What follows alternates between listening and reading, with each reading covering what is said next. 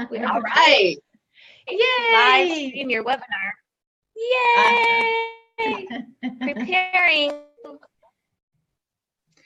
Da, da, da, da. We did it, ladies. Yeah, good job. We Katie. made it. Good job, Katie. Hello, lovely ladies of She's Velvet Steel. If you knew what it took today to get to you, woo, it's Monday. It's Monday. Thank you so much for being here. We are just so excited to have Cece give us Hope Part 2. We are calling it We Persevere. Yeah. So today at the end, we have another little giveaway. So stick around if you can.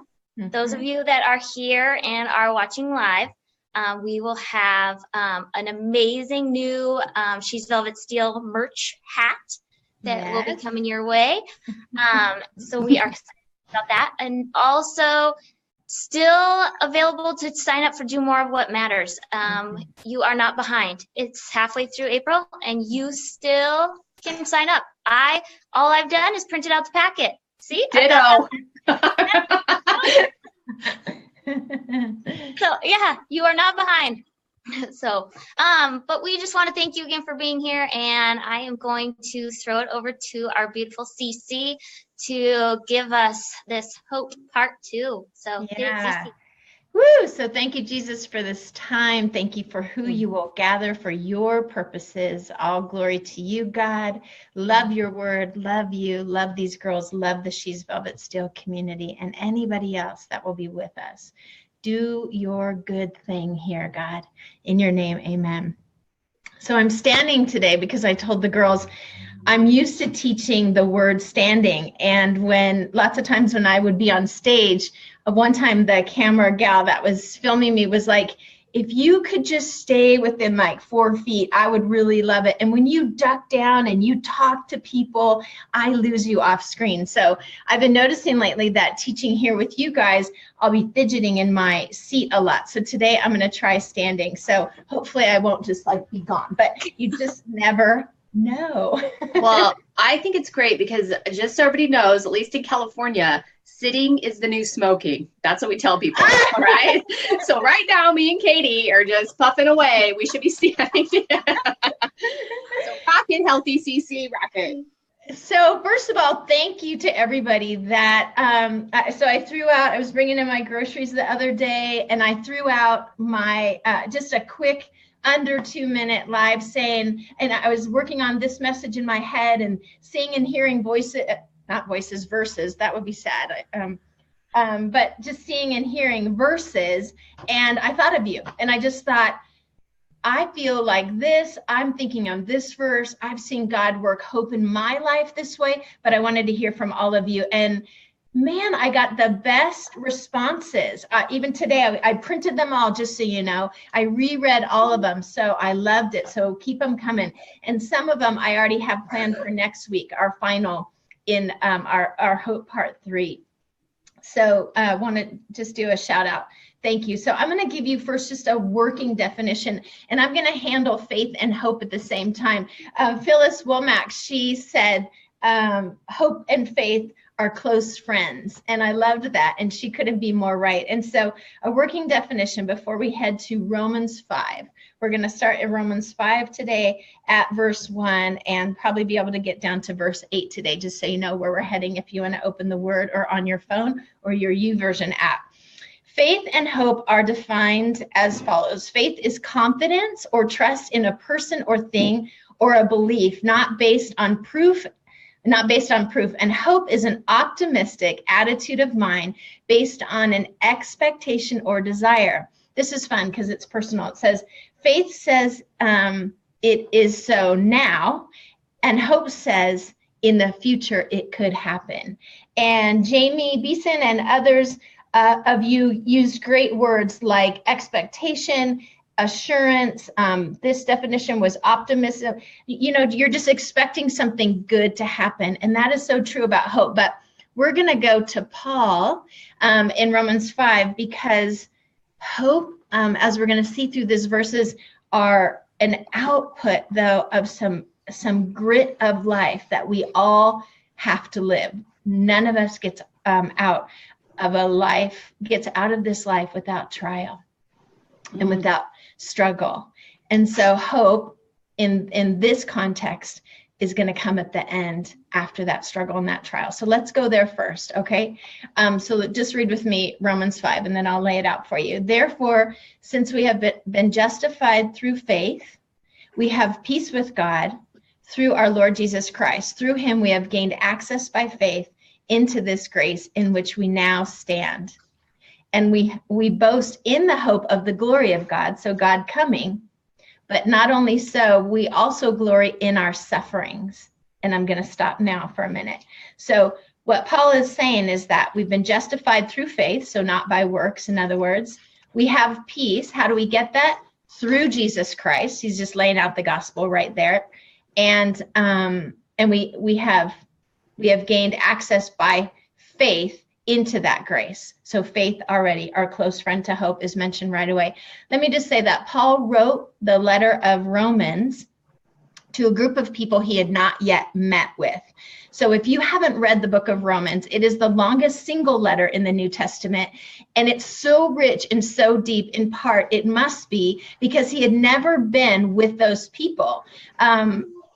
All roads lead to Rome was a common saying of the time. So it's believed that probably some Romans came to Pentecost and then left and went back to Rome, came to know the person of Jesus, and then went back to Rome and started a church. So the reason why the book of Romans is so awesome is because Paul has to write to people he's never met. So it would be different if I wrote a letter to Reagan because I know her. Hey, Reagan, right? But if I write a letter to Phyllis, who I'm just getting to know, it would have to be richer, it would have to be deeper. And the book of Romans is basically the gospel in so hashed out, so beautifully put into print. Do not miss out on the book of Romans. And he wrote it on his third missionary journey when he was in Corinth. So good times. I just want to give you a little background. Let me go back to verse 3 now, because now we're heading into our text for today. Not only so, we also glory in our sufferings because we know. I love that Paul says that he knows, and there's a reason why he knows. Because in 2 Corinthians, listen to me, in 2 Corinthians 11:23 and to the end of the chapter, the reason why he knows about persevering through suffering is because there's a big, long laundry list of all the suffering that Paul has been through. Some of you have read it, like 5 times he took the 39 stripes on his back, flogged, left for dead, in prison, hungry, thirsty, shipwrecked. It goes beaten, stoned, all of them. So when Paul says this verse, we also glory in our sufferings. I'm going to listen to a person like Paul, because this is not hope. Hope from Paul's point of view is not fluffy, is not, I just hope that happens. No, it comes after being stoned and beaten and snuck out of the city in the middle of the night, right? And so that's true for you and I. When we talk about hope today, some of the things we're going to talk about is that Elizabeth Elliot, I'll say it now before we go to our verses. Elizabeth Elliot, she was in the mid-50s. You would know her from the movie, possibly End of the Spear. If you haven't rented that movie, please watch it because it's true. But Elizabeth Elliot and her husband, Jim, and Nate, the pilot, on a Friday, they figured out how to get to this indigenous people and how to drop packages into them and how to this landing strip that wasn't there, but then was found. And they're sitting around a table on Friday, and it's awesome. And they're praying and they're seeking God. I heard her whole story out of her own mouth. And then by Sunday, her husband and all of them had been speared to death. And so Elizabeth Elliot talks about that moment when you remember, I was at the table, we celebrated that we got to bring the gospel to these people. And it's 3 days later, interesting. And my husband is dead. And I think I have it here. Yeah. I didn't plan to say this, but in Isaiah 43, 1-2, when it talks about the waters coming up, but they're not going to overtake us. Isaiah 43, 1-2. In that moment, she heard those voices and she trusted God. And I'm not going to tell you her full story because I want you to read and watch it yourself, but she stays and loves on people. And her son, who was little guy, ends up becoming close to the tribal leader and sees him, listen to me, as a father. Mm-hmm. So when Elizabeth Elliot speaks about trusting in God and hoping in God, like Paul, I'm going to listen to that girl. Her second husband died of cancer, very brutally, very lots of suffering, and she was right next to him. She says these statements. This is all out of this. This is all her. She said, Jesus had a quiet heart because he did one thing, the will of the Father. She said she had to learn a quiet heart. Like, what's your will? I just lost the love of my life. Woo! It makes me cry because of how much I love Mr. Joey Traywick. Love that guy. 19 years, we'll be married in like a week. Love that. And she says, the inner eye can always be directed to God.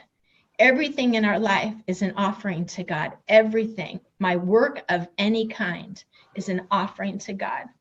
And I did a Facebook Live that was called Small Beautiful. And I'm telling you, your laundry is an offering to God. Those meals that you might be tired of making, just propping up and supporting and loving your husband, your children, your friends, and your ministry.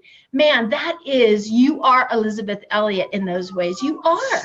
Some people are supposed to go to the mission field, but some of us are supposed to stay. So that is you.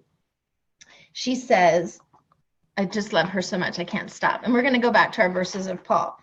It's all here. I want you to know that she says this, Jesus led the disciples into the storm. You know, the famous passages, I believe it's Luke, where, Jesus says, let's go to the other side. Well, a storm hits.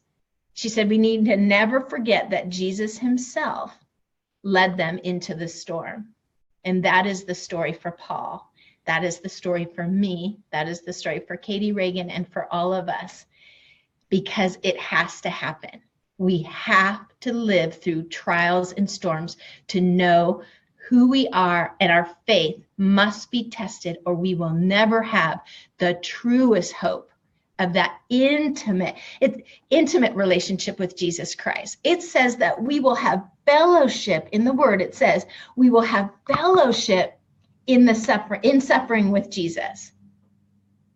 The only way that you have fellowship of suffering in Jesus, let's remember he went to the cross and died, is by suffering. First Peter tells us in 1:7 that our faith must be tested. It's a must. It has to be refined by fire, Peter goes on to say. And he was speaking to a people that were facing Caesar Nero, that we know from history was lighting Christians on fire like candles and watching them run around for sport. So when Elizabeth Elliot speaks, I listen. When Jesus speaks, I listen. When my friends that are walking through trials speak, I listen. She says that the people that will have the most influence over our lives are only the people that have been tested in their faith. You can only influence others, she says, by being tested. I love this. She says, I know God in a way that I couldn't possibly know him unless I had experienced the deep waters. She said, no, I can't even explain to you, because what does the word tell us? God never leaves us nor forsakes us. And I can't even go to my Romans verses yet without mentioning, of course, the sweet Lesko family that we all love dearly. I myself go to Fresh Life Church and serve under them and with them. And of course, sweet Jenny Lesko comes to my heart in that she lost in 2012 their daughter right there in their arms. And so I want to take a moment before we finish Romans 5 to say, those are the roughest waters. I'm telling you that, losing a child, I'm not taking a vote. I'm just laying it down here. It's the roughest waters. And my son almost died. My daughter almost died, both of them in medical dire straits. I remember crying out to the Lord. I remember beating on the wall of the hospital bathroom tile just in the dark because I needed to feel cold on my face because I was crying so hard and crying out for the life of my child. And so Tested by faith, yes. I remember just laying my body over him, and crying out in my prayer language to the throne of God. I remember my friends getting locked in Mexican prison and taking 7 trips myself and being behind bars. But I remember the moment the embassy called and said they're locked in a Mexican prison, I remember my body I don't know why I do this, going into the garage and laying on the cold and crying out to Jesus. And I'm flat on the garage floor in my friend's garage, just crying out, keep them alive, keep them alive. And in this case, they lived. But in Elizabeth Elliot's case, her husband and the team went to Jesus that day. And your story might be the crying out and they lived that day. And your story might be the crying out and they didn't live. I have a brother and parents and lots of friends that have gone on before me. And I cried out for them in passion too. This is not our home. And we're going to talk about that next week, third part of hope. This is not our home. And so I know that you've been tested by trials and you've been refined by fire, like 1 Peter tells us. But I know that because you did that, which is what we're going to see in Paul's verses, because you did that and you walked it, I know that you know hope like nobody else. And you know a hope that nobody can take from you, because you can look back and say, oh my God, literally, how did I get through that? Because it wasn't me.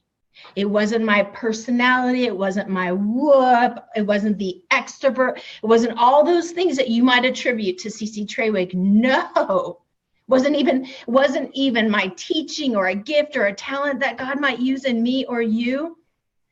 You have hope refined through your trials for one reason alone, because God showed up. And that's a hope that nobody can take from us.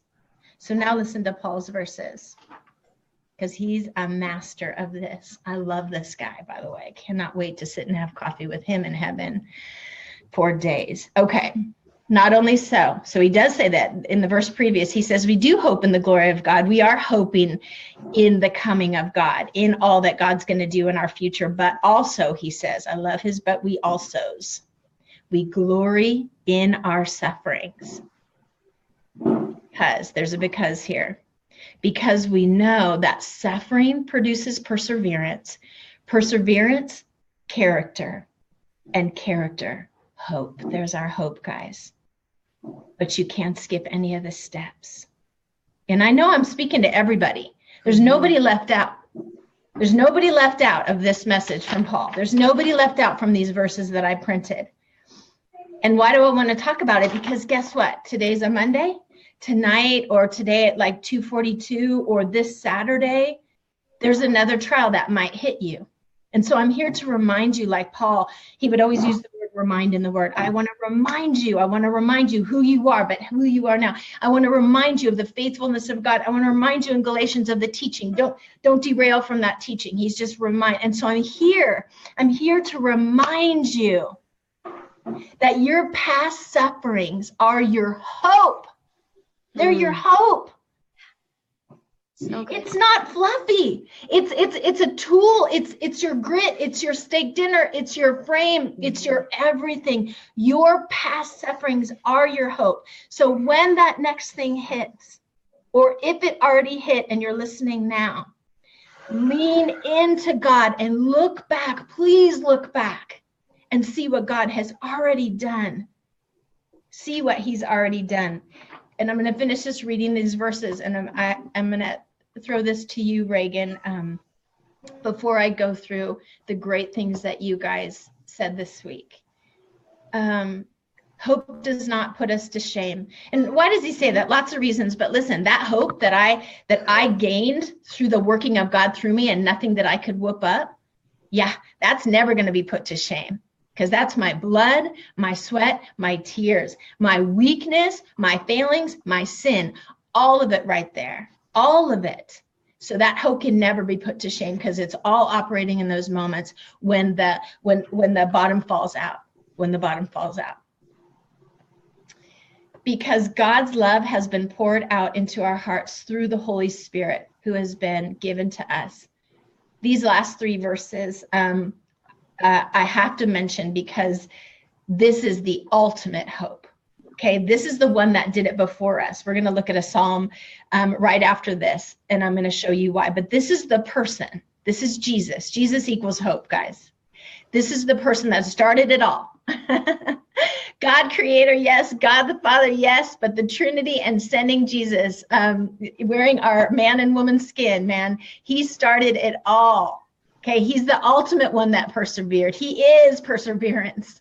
He is love. God is love, it says in the word. Listen to this. You see, Paul says, verse 6, at just the right time, when we were still powerless, or we were still sinners, or we were still against God, God died for the ungodly. Very rarely will anyone die for a righteous person, though for a good person, someone might possibly dare to die. Might die for someone I love, maybe. But we would never die for somebody that hated us. We would never die for someone that hated us. And when we're against God, we hate God. But God demonstrates his own love for us in this. While we were still sinners, Christ died for us. That progression in Romans 5 that Paul just took us through, starting with the trials, the suffering, going through perseverance, character, and ending hope, is the life of Jesus Christ. He did it first, and now we get to do it for others every day. We get to do that every day. In Psalm 12:6, it says, the words of the Lord are pure words, as silver tried in a furnace. You know, when Jesus is preaching on the mountain to the 5,000 plus, and the different times he preaches those words that he said, he had to walk them out soon, not so much later, right? They were tried. He's talking about love your enemies and all of it, right? The Beatitudes, all of it. Well, his life then was the example of walking that out. So as silver tried by a furnace are the words of God. On the earth, here, and refined 7 times, 7 meaning perfect, but refined. So Jesus had to walk through the fire. We know of Daniel being actually walking into a furnace, and all Old Testament folks, New Testament folks, and you and I, we have to be refined in order to know true hope, because hope has zero substance unless you've been tried. Hope has zero substance unless you've been tested. Because God, and what did Elizabeth Elliot say? 2 husbands she lost, you know, and she said that her communion and her relationship to Jesus, to God, was so deep that nobody could even understand. And that's what I want for all of us. And so God, I always say, in his great economy, uses every hardship in such beautiful ways, Before I read some of your great words that you brought to Facebook this week on hope, what it means to you, Reagan, so what do you think about? Yeah. Really, you take us on a roller coaster. It's like how dark life goes. We're just like going dark, but then you're like, but then we got hope. You know?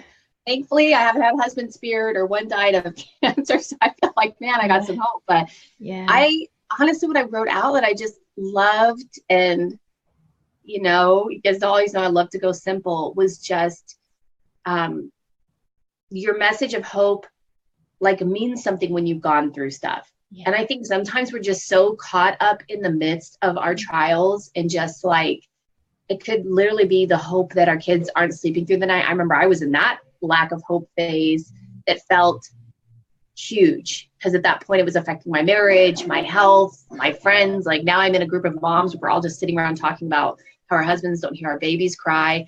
And then, I mean, you know, and you kind of still feel like, even just as a mom, like I just told my kids the other day, I was like, wow, you guys are living like celebrities. Somebody fixes your hair, does special meals for you so that you're healthy, makes your bed, tells you what outfits to wear. I mean, they're like, I'm like, just, I mean, and honestly, like, I'm saying that to them, but not like in a funny way. Like, it sounds funny now, but just like, is this literally my life? Like, am I literally going to be taking these 4 little ungrateful girls, constantly doing all this stuff for them, and feeling just overwhelmed? And, you know, it's like that light at the end of the tunnel. And I think where we've kind of lost it as women is we just like, just to realize, one, this isn't, it always does look better. And then sometimes the more community, the more relating we have to others, we can look back and be like, you know what? I can go to any young moms group now and be like, I was never blessed with a sleeper, and there is hope. And I can say that because I went through that like crazy moments, you know, and I'm just in the midst of the crazy moments of like, how do I juggle my life? How in the world is it possible to do a meal plan? How do people work out regularly? And I mean, those all sound like smaller issues, I know, because we're talking about people that have lost children and husbands. And, no, but they're big.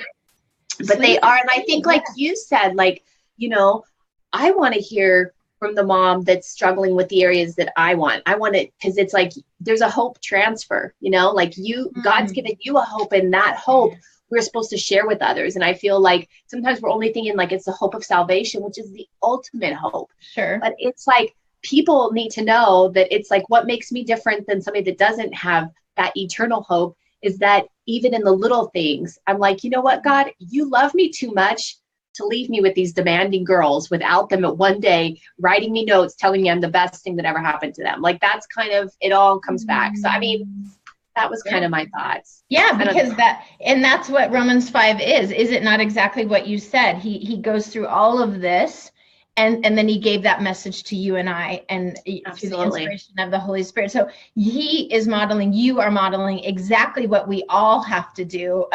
Yesterday at church, I was talking to a young gal that I get to meet with, and she was like, oh, I just, you know, again, don't feel like I'm enough. And I feel like, you know, that I'll do good in one area. And we've heard people even text this into us on She's Velvet Steel. And then the other area just drops out of the bottom. And then I just said, again, what you're going to hear me say over and over again, that message of God's going to be with you. You're going to get through it. But can you please take a moment and just give yourself a break?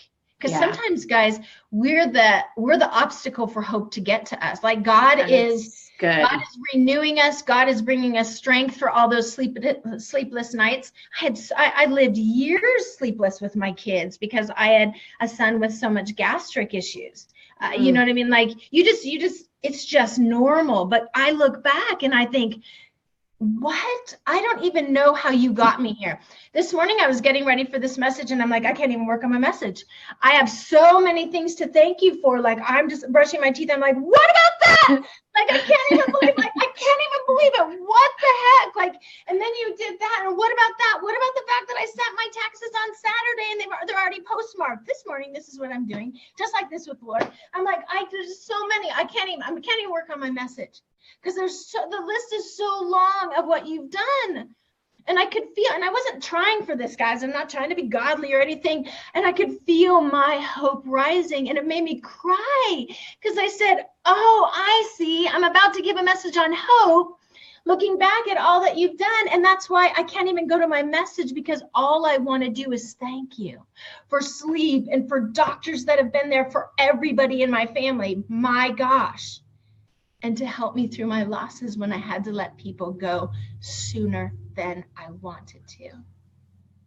But knowing where they go. Yeah. And I mean, honestly, and I'm sure Katie thinks the same thing. Like, even just hearing you, I'm gonna just start out there to our little SVS community. All right. I just told them today I can barely sit on my bottom because I've had like some crazy, I don't even have ideas, but I feel like I got it or whatever.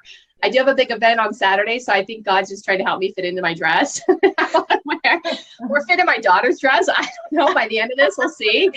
But I just think like surrounding, like that's what I'm just, even just hearing you, Cece, getting excited about that. Like, it's just like, you know, Katie is running this webinar for the very first time. All right. Mm-hmm. We're just, Jamie, she's got tons going on and she'll be back. Yeah. Jen, I don't know. Is the IRS still looking for her? Probably. That's why she's not on today. It's tax day and she is gone AWOL. All right.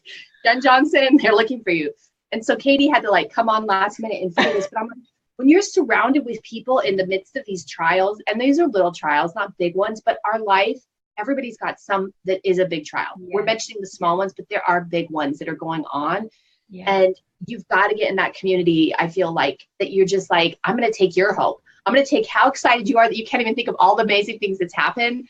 And I'm going to just take that. Yes. And I love the standing, by the way. Right, Katie? Do you think that Should I do a dance party? If I wasn't connected, I don't even know where I'd go. Yeah, she might go off screen if she wasn't. I got it. You guys, we persevere. That's what we do. We're Velvet Steel, and all of you, I just wrote, that trial that you're facing, or that moment of surrender, that crying out. You've walked it. You're still walking it. It's your story. It's who you are. It's your hope. Yes. Ladies, you are Velvet Steel. Good. And when that hope is failing, you just cry out to God. You look to your community of women and friends, and just, ladies, we've got Sonia and Lindy and Becky and Carla and Kathy and Danielle and Ashley and Crystal and Diane and Diana. All you ladies are here today, and we are so, so thankful for everybody watching live and those that'll watch later. We have a little giveaway today here at the end. Woo, woo. I don't have it to show you, but it's that She's Velvet Steel hat. We've got some new merchandise that we were so, so excited to have you guys see. So today, a little random, our winner is Becky. I've got, yay! I didn't write Becky's last name. Well, so we will find it. We will find you, Becky. If you can message us your address, we will put that hat in the mail to you today. Yay! It's so fun to win something. Yeah.